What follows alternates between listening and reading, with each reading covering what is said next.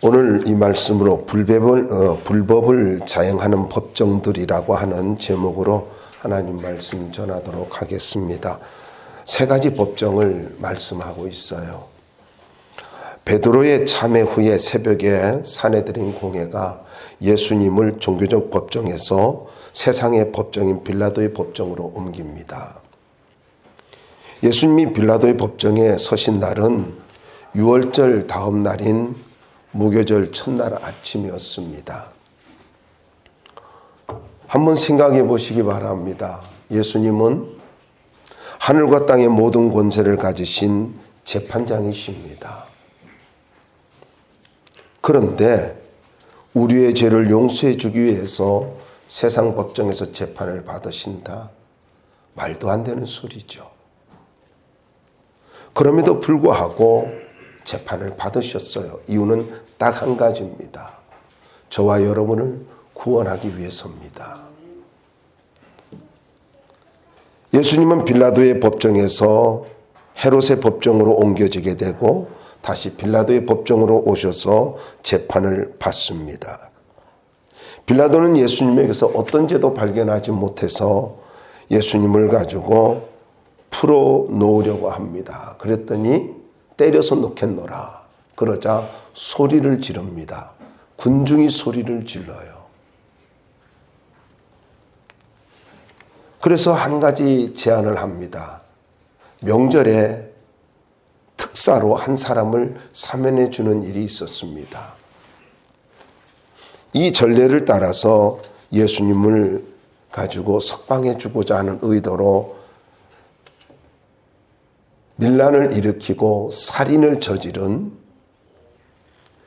바라바를 내놓습니다. 정말 흉악범이었습니다. 그러자 저들은 예수님을 십자가에 못 박고 바라바를 달라고 외칩니다. 그래서 저들에게 만족을 주고자 빌라도는 예수님을 십자가에 내어줍니다. 여러분, 우리는 이 본문을 통해서 우리를 구원하기 위하여 세상의 법정까지 서신 주님의 사랑과 은혜를 다시 한번 깊이 생각하면서 구원이 얼마나 놀라운 은혜인가를 생각하면 참 좋겠습니다. 자, 먼저 종교적 법정을 생각해 보자고요. 가장 올바르게 할 법정입니다. 가장 공명정대해야 할 법정입니다. 저들의 모든 것에서 기준이 되어야 할 법정에서 일어나고 있는 이 사건을 세 번의 법정에서 일어나고 있는 이 법정을 가지고 좀 생각해 보면서 종교적 법정, 그리고 빌라도의 법정, 헤롯의 법정을 보면서 얼마나 저들이 불법을 행하고 있는가, 이것이 세상이다라는 것입니다. 먼저 종교적 법정을 통해서 마가복음 14장 53절입니다. 보면은 53절에 보면요, 이런 말씀이 있어요. 그들이 예수를 끌고 대제사장회로 가니 대장들과 장로들과 서기관들이 다 모이더라. 자, 대장들과 서기관들과 그리고 장로들, 밤에 예수님을 연행했어요. 그리고 새벽까지 재판을 냈습니다. 이걸 사내들인 공회라고 하거든요. 사내들인 공회라고 하는데 새벽까지 이렇게 회의를 해가지고 재판을 한다는 거, 밤에 사람을 잡는다는 거, 이거는요 법으로 금지된 거예요. 법으로 금지됐습니다.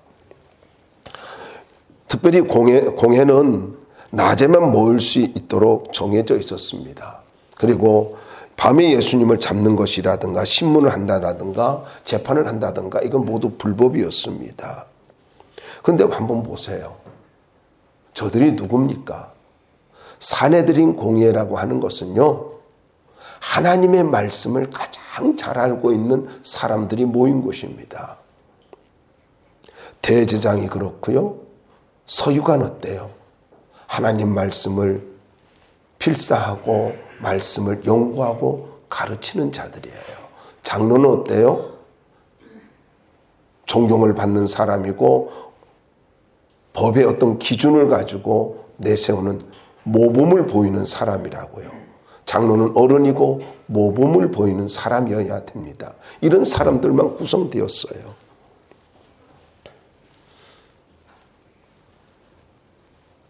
그러니까 모든 삶에 근거해가지고 모든 삶의 그 근간이 되어지는 이 사람들이 불법을 행하고 있는데, 근데 한번 좀 더 생각해 보자고요. 이들이 사형이라고 하는 판결을 내렸어요. 죽어야 된다라고 했어요. 근데 자기들이 사람을 죽일 수 있는 권한은 없었어요. 로마 법에서 그걸 가지고 용납해 주지 않았기 때문에요. 그래서 어떻게 합니까? 로마 총독인 이 빌라도 법정으로 예수님을 끌고 간 것입니다. 끌고 갔어요. 표현이 그대로 나옵니다. 그런데 마가복음 14장 55절부터 59절 말씀을 보면은 대제사장과 온 공회가 예수를 죽이려고 그를 칠 증거를 찾되 거짓 증언하는 자를 다들이 많았고 서로 일치하지 않았고 또 거짓 증언하는 자를 내세우고 위증자죠. 이런 사람들을 가지고 했는데 일치하지 않았대요. 아마 급조했나 봐요. 여러분, 저는 이 말씀을 보면서 이런 생각을 해봅니다. 죽일 계획을 갖고 거짓 증인을 세운다. 정해놓은 답을 찾아가는 이 모습을 한번 보세요. 이게 힘 있는 자들의 모습이란 말이에요. 예수님은 마가복음에서도 이렇게 말씀을 합니다. 14장 62절에도 말씀하는데 대제사장들이 아마 이런 생각을 했던 것 같아요. 예수님의 권능과 어떤 그 기적들 그리고 말씀들을 직간접적으로 봤잖아요. 바리새인들이 오기도 하고 그랬는데 아마 예수님에 대해서 보고 들은 것을 가지고 생각하면서 이렇게 질문을 해요. 네가 찬송받을 이의 아들 그리스도냐? 여러분, 저는 이 말씀을 보면서 이런 생각이 들어요. 너무나 중요한 질문이잖아요. 우리식으로 이야기할까 현대식으로 말하면 정말 당신이 구세주예요? 이거잖아요. 당신이 진짜 하나님의 아들이고 구세주냐고 묻고 있지 않습니까?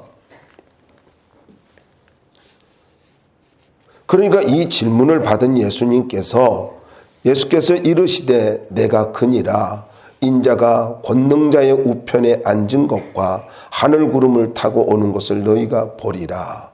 이렇게 대답하십니다. 근데 물어보자고요. 저들이 이해하는 말입니까? 이해하지 못하는 말이에요. 근데 사실을 말씀합니다. 근데 이 말씀이 뭐냐면은 예수님께 십자가에 달려 돌아가셨다가 3일 만에 부활하시고 하나님 보좌 승천하셔서 하나님 보좌 우편에 앉으시는 거를 마가복음 14장 62절에서 이걸 가지고 종합적으로 말씀을 했단 말이에요. 이 말을 듣자 이해를 하지 못하니까 어떻게 해요? 제사장들이 옷을 찢고 신성모독이라고 하면서 사형에 해당한다라고 판결을 해버립니다. 그러자 어떤 사람은 침을 뱉고 예수님의 얼굴을 가리고 주먹으로 치고 선지자 노도하라고 하면서 하인들은 거기에 또 가세해가지고 손바닥으로 예수님을 쳐버립니다. 이게 마가복음 14장 63절부터 65절까지 있어요. 자, 보자고요. 누가복음으로 이제 넘어가 보면은 22장 70절과 71절 이런 말씀이 있어요. 네가 하나님의 아들이냐? 묻습니다. 아마 저들은 많은 생각이 있었을 거예요. 그리고 예수님 이 질문이 얼마나 무게 있는 질문인가를 알지 않습니까? 근데 물어보자고요. 믿기 위해서 질문했나요? 많은 사람들이 믿기 위해서 질문하는 것이 아니에요. 듣기 위해서 질문하지 않아요. 뭔가 꼬투리를 잡기 위해서, 거기에 약점을 잡기 위해서 질문하고 있어요. 여러분, 여기에 무슨 대화가 되겠어요? 여기에 무슨 은혜가 있겠어요? 여러분 한번 생각해 보세요. 내가 옳으니까 너는 지금 죄인이 돼야만 돼. 내가 옳고 너는 죄인이 돼야만 돼. 그래서 너는 죽어야만 돼. 이런 마음 갖고 질문을 하고 있잖아요. 이게 바리새인들이라고요. 이게 종교 지도자들이라고요. 이게 위선자들이에요. 자기는 온갖 죄를 다 지면서 정죄하려고 하고 꼬투리를 잡으려고 문제를 찾으려고 하는 이런 악한 사람들이 어디 있습니까?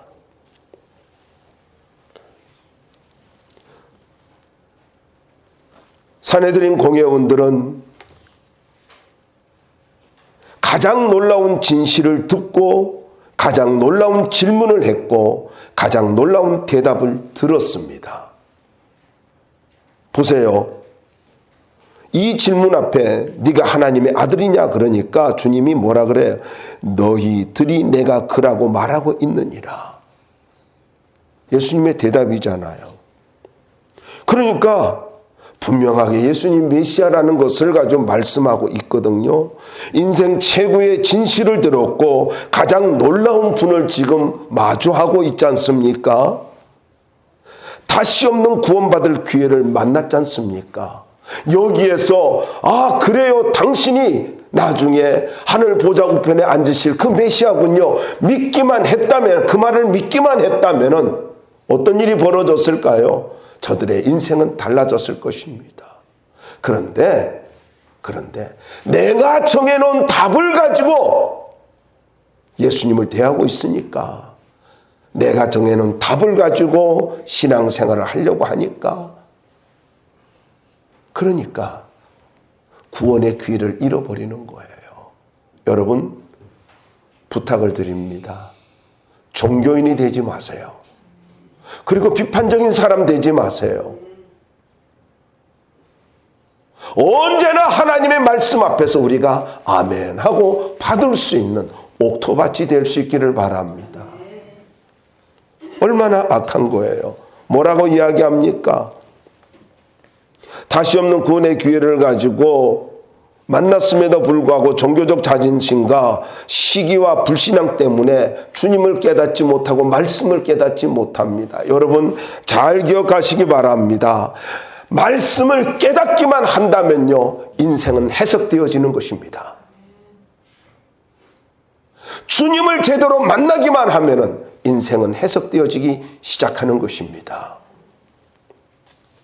그런데 누가복음 22장 71절을 보면은 어찌 더 증거를 요구하리요. 여러분, 너무나 기가 막힌 말씀 아닙니까?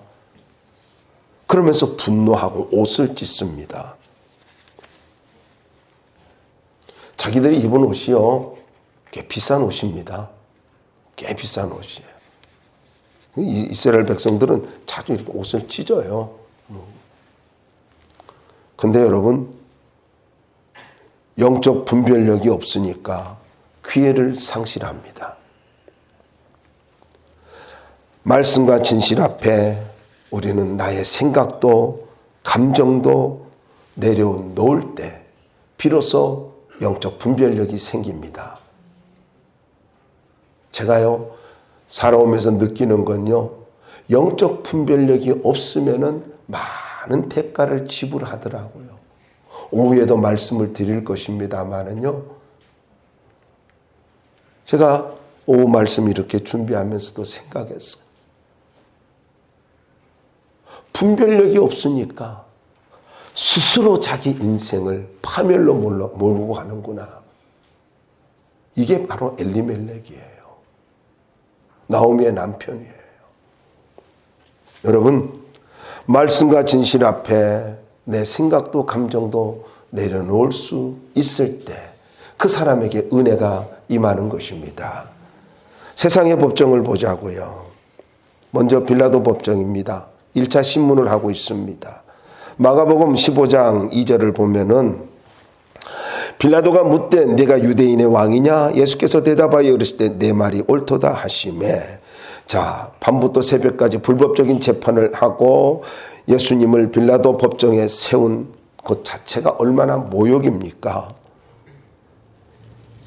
빌라도 총독은 AD 26년부터 36년에 걸쳐서 유대와 사마리아 이두메를 통치했던 사람입니다. 근데 여러분 잊지 마세요. 이렇게 예수님 재판하고 나서 얼마 있다가 그는 죽습니다. 죽어요. 그래 그 몇 년 더 정치 생명을 하고자 이런 악한 짓을 하고 역사의 망구의 죄인이 됩니까? 역사의 죄인이 됐잖아요. 근데 이때 빌라도가 가이사라에 주둔하고 있어야 되는데 누가복음에 보면 예루살렘에 머물고 있던 것으로 나오고 있습니다. 왜냐하면은 유월절을 맞이해 가지고 사람들이 이제 예루살렘에 모여 가지고 폭동을 일으키지 않을까 하는 두려움이 있었던 것입니다. 예루살렘에 온 것은요, 종교 지도자들의 예루살렘에 왔는데 종교 지도자들의 세 가지 고소를 이제 접하게 되지 않습니까? 그 첫 번째가 민심을 현혹해서 질서를 위협하고 있는 자다. 예수님의 죄명이에요. 세 가지 죄명이 민심을 위협하고 현혹하고 질서를 위협하고 있다. 두 번째는 로마 당국에 바치는 세금을 거부하도록 백성을 선동하고 있다. 아니 가이사에게 것은 가이사에게 하라 했잖아요. 하나님의 것은 하나님께. 뭘 거부하도록 했어요? 아니잖아요.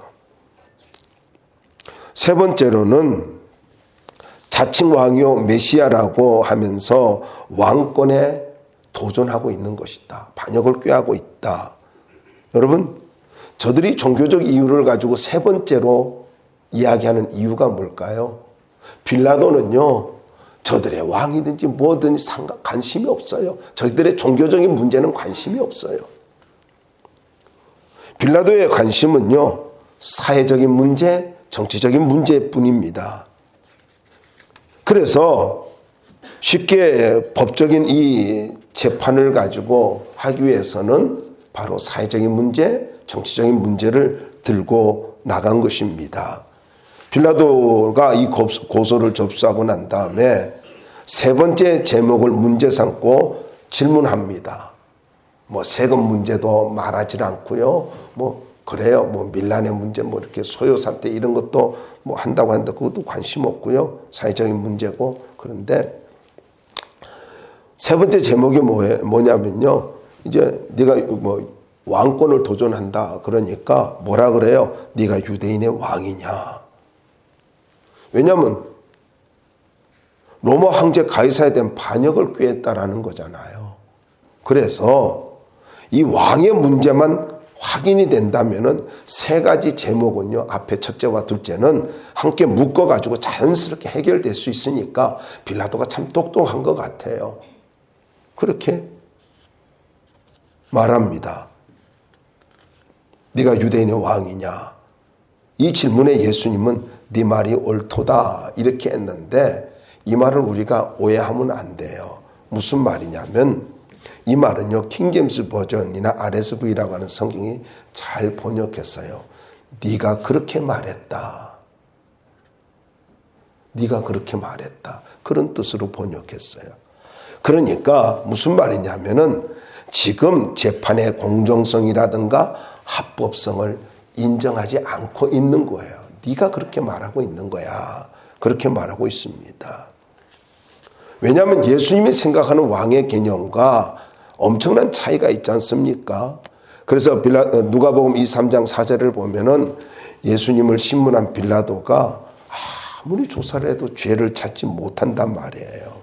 그래서 무죄 선언을 합니다. 나는 그에게서 죄를 찾을 수 없다 하고 무죄 선언을 해요. 이미 무죄 선언을 합니다.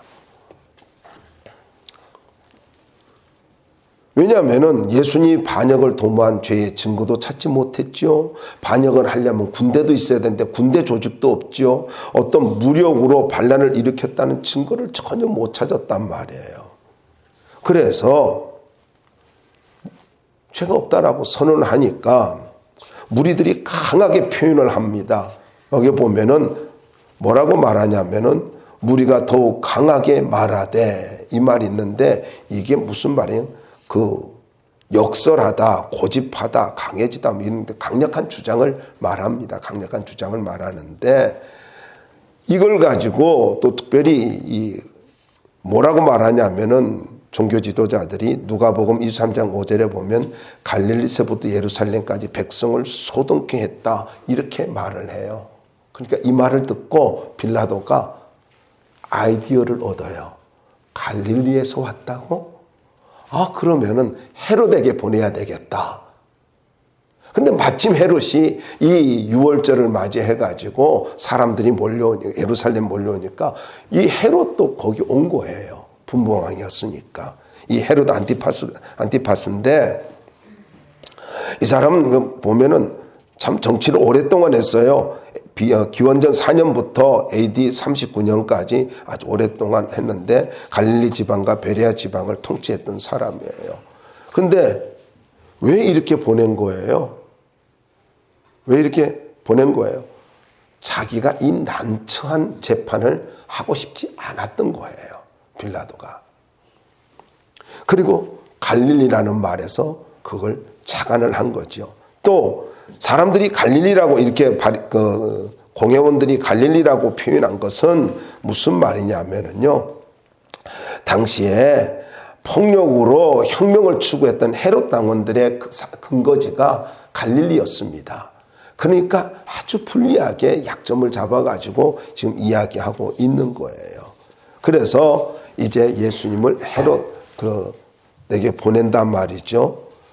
그런데 자유를 얻은 것 같았죠. 헤롯이 이렇게 보니까 예수님에 대한 소문을 오래부터 들었어요. 왜냐하면 자기가 죽은 세례 요한이 다시 살아났나? 이런 두려움이 있었어요. 그리고 많은 기적을 일으킨다라고 하니까 그 좀 기적을 봤으면 좋겠다라고 생각하고 있었단 말이죠. 아니면 뭐 선지자 중에 하나였다, 뭐 이런 소리도 듣고 있어요. 그러니까 예수님을 보자마자, 거기 성경에 볼 것 같으면 누가복음 23장 8절에 있는데 매우 기뻐했대요. 너무너무 기뻐했대요. 그리고 고대 왕들은 특별한 어떤 재능을 가진 사람들은 왕궁으로 불러다가 어떤 공연을 하게 해가지고 자기들이 이게 즐기는 그런 삶을 즐겼던 그런 문화가 있었습니다. 그러니까 예수님을 어떻게 세례 요한이 아니라면은, 또 선지자가 아니라면은 그렇게 기적을 행하니까 마술사나 어떤 특별한 재주가 있는 사람이 아닌가, 이렇게도 생각한 거죠. 쉽게 말하면 이겁니다. 자신의 무료한 인생을 예수님의 어떠한 호기심을 가지고 예수님의 어떤 능력을 통해서 자기의 무료함을 달래기 위함이었다라는 거예요. 욕구 충족이죠. 이것은 헤롯의 문제일까요? 아니에요. 오늘 우리도 마찬가지예요. 우리는요, 예수님을 왜 믿어요? 정말 나를 구원해 주신 그 은혜에 감격해서 믿나요? 그러면 건강한 거예요. 나의 욕구 충족을 위해서 믿고 있나요? 헤롯과 같은 모습이에요. 여러분, 저는 여러분들에게 좀 부탁드리고 싶어요. 예배에 감격이 있기를 바랍니다. 예배에 간절함이 있기를 바랍니다. 찬양에 기쁨이 있기를 바랍니다. 습관적 신앙생활이 아니라, 욕구 충족에 대한 신앙생활이 아니라, 정말 저 주님만이, 아니 예수님만이 내 인생의 모든 것이라고 하는 그러한 확신을 갖고 신앙생활을 했으면 참 좋겠습니다.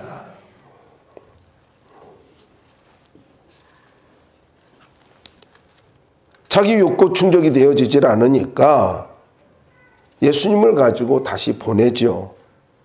그 모습을 보는 서기관들이라든가 바리새인들은 힘써 고발을 합니다. 그리고 헤롯 역시도 성경에 볼 것 같으면은요, 군인들과 함께 예수님을 업신여기고 희롱하고 그리고 조롱을 합니다. 그리고 빌라도에게 다시 보내요. 여러분, 예수님에 대해서 예수님에 대해서 진짜로 회개하고 믿기만 했다면 사람을 죽였잖아요. 온갖 악한 짓 했잖아요. 빛대신 예수님이 자기 앞에 있으니까 구원받을 기회 아니에요? 여러분, 우리는 종종 나도 모르게요. 내가 의식하지 못하게 하나님의 은혜가 내게 다가올 때가 있어요. 분명히 예수님은 자기에게 어떤 재판을 받으러 온 죄인일 수 있지요. 호기심의 대상일 수 있죠. 근데 그게 아니라는 거죠. 그가 구원받을 수 있는 절호의 기회였잖아요. 근데 그 절호의 기회를 어떻게 해요? 욕구 충족 때문에 깨닫지를 못해요. 그리고는 넘기지요. 근데 더 기가 막힌 것은 빌라도와 헤롯이 그날로 친구가 되어집니다. 원수지간이었는데. 원수지간이었거든요. 그래서 참 어이없다. 이게 정치인들이구나. 뭐 조금만 맞으면 하나가 되는구나. 그런 생각이 들어요. 자, 빌라도의 법정 2차 신문입니다. 누가복음 23장 13절에 보면 대장들, 관원들과 백성을 불러 모으고 라는 말이 있어요. 무슨 말이냐? 빌라도가 자기의 판결의 공정성을 사람들에게 증명하기 위하여서 각계각층의 사람들을 가지고 불러 모읍니다. 그리고 공개적으로 인식을 시키려고 합니다. 왜냐하면 자기가 재판 후에 당할지 모르는 어떤 잡음을 없애고자 공개적 재판을 하고 있습니다. 근데 여전히 죄를 찾지 못하지요.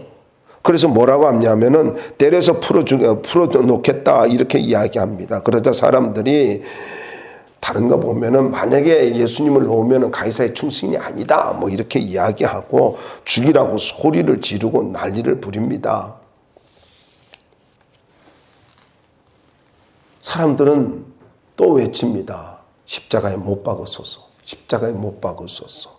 원래 십자가형은요, 카르타고에서 생겨난 처벌법입니다. 로마의 처벌법은 아니었어요. 그런데 이 카르타고에서 생겨난 이 처벌법을, 사형법을 로마 제국이 중재인에게 적용을 한 것이죠. 그래서 누가복음 15장 15절에 보면은 여러분 한번 보자고요. 거기에 보면은 마가복음 15장 15절입니다. 마가복음 15장 15절 함께 읽어봅시다. 시작. 빌라도가 무리에게 만족을 주고자 하여 바라바는 놓아주고 예수는 라고 십자가에 못 박히게 넘겨주니라. 여러분, 이유가 뭐라고요? 무리에게 만족을 주고자 하여.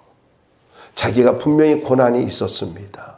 자기가 그냥 재판을 옳다라고 주장하고 판결을 내리면 되는 거였어요. 그런데 정치 생명 때문에 무리의 기대감에 도달하기 위해서, 이 만족을 주고자 하는 말이 그거예요. 기대에 도달하기 위하여, 이런 뜻이에요. 자, 법의 소리가 있었습니다. 양심의 소리가 있었습니다. 그럼에도 불구하고 정치적 생명 때문에 불법을 자행하고 있습니다. 저는 여러분들에게 강력하게 말씀드리고 싶습니다. 여러분, 우리의 법은요, 말씀입니다. 우리의 법은 양심입니다. 근데 양심도 믿을 수 없잖아요. 여러분의 마음 믿고 살아요? 여러분의 마음이 가는 대로 생각하고 살아요? 성경은 이렇게 말하고 있습니다. 스스로 속이지 말라. 하나님은 업신여김을 받지 아니하시나니 사람이 무엇으로 심든지 그대로 거두리라. 그리고 얼마 있다 이 빌라도는 죽습니다. 잘 기억하십시오. 하나님의 법을 무시하지 마시고요. 양심의 소리를 외면하지 말기 바랍니다. 언제나 우리는 믿음의 법을 쫓아가야 돼요. 내 감정이 어떠하든지 내 생각이 어떠하든지 하나님이 그렇다면 그렇게 가야 되는 거고, 믿음의 어떤 말씀을 내가 잘 알지 못해서 그런다 할지라도 그러면은 기도하고 결정하십시오. 그리고 말씀을 쫓아갈 수 있기를 바랍니다. 내 생각대로 가지 마세요. 그거는 망하는 길이에요. 사람이 무엇으로 심든지 그대로 거두리라. 이왕이면 좋은 거 심으십시오.